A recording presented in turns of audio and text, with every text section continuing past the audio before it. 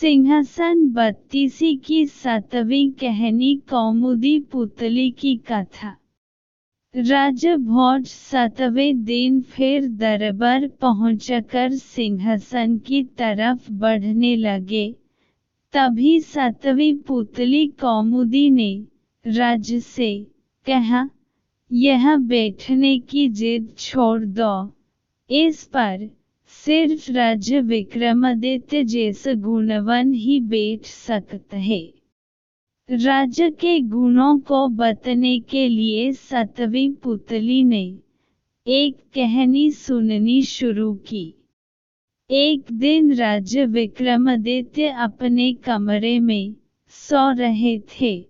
आधी रात में उन्हें रोने की आवाज सुनाई दी।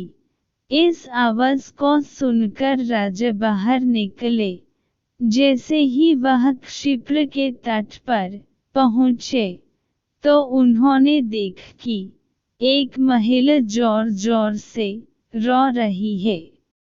वो उससे उसके रोने का कारण पूछने लगे। तब महिला ने बताया कि वह चोर की पत्नी है और राजा ने उसे पैर से उल्ट लटक दिया है। राजा ने पूछा, तो क्या तुम्हें इस सजा से कोई परेशानी है? उसने कहा, सजा के फैसले से कोई परेशानी नहीं है, लेकिन यह बात बुरी लग रही है कि मेरा पति भूखा प्यासा उल्ट लटका हुआ है। इतना सुनकर राजा ने झट से पूछ लिया कि उसने अब तक उसे कुछ खिलाया पिलाया क्यों नहीं। तब उसने कहा, वो बहुत ऊंचाई पर लटका हुआ है और मैं किसी की मदद के बिना उस तक खाना नहीं पहुंच सकती हूँ। तब विक्रमादित्य ने कहा, चलो मैं तुम्हारे साथ चलता हूँ। यह सब सुनकर महिला बहुत खुश हुई। वो महिला उस व्यक्ति की पत्नी नहीं बल्कि एक भूत थी जो उस लटके हुए शख्स को खाना चाहती थी। उसने राजा विक्रमादित्य के साथ वहां पहुंचकर उस इंसान को खा लिया।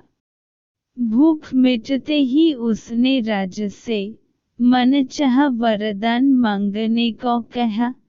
तब नरेश विक्रमादित्य ने उससे अन्नपूर्णा पात्र मांगते हुए कहा कि इससे उनकी प्रजा का भला होगा। इस वरदान को सुनने के बाद उस राक्षसी ने कहा कि अन्नपूर्णा पात्र देना उसके बस में नहीं है, लेकिन वो अपनी बहन को कहकर उसे दिला सकती है। वह राक्षसी अपनी बहन के पास पहुंची और सारी बात बताते हुए उससे अन्नपूर्णा पात्र मांगा। उसकी बहन ने खुशी खुशी वह पात्र राजा विक्रमादित्य को दे दिया। उस पात्र को लेकर राजा आगे बढ़ ही रहे थे कि उन्हें एक ब्राह्मण रास्ते में भूख से तड़पता हुआ दिखाई दिया।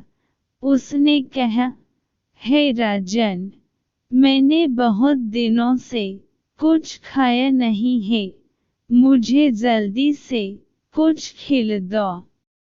राजा ने तुरंत अन्नपूर्णा पात्र से भोजन मांगा और ब्राह्मण को खिला दिया।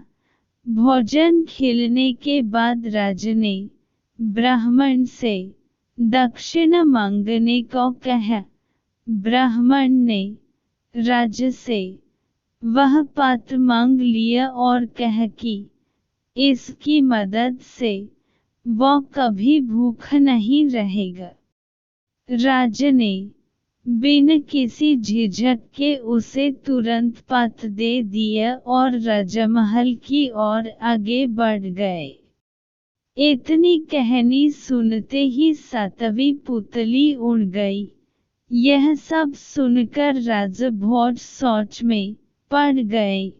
उन्होंने मन में सोच की अब यहाँ बैठने का कोई और उपाय सोचना पड़ेगा। कहानी से सीख, निस्वार्थ भाव से सभी की मदद करनी चाहिए। दूसरों के लिए अच्छा सोचने वाले के साथ अच्छा ही होता है।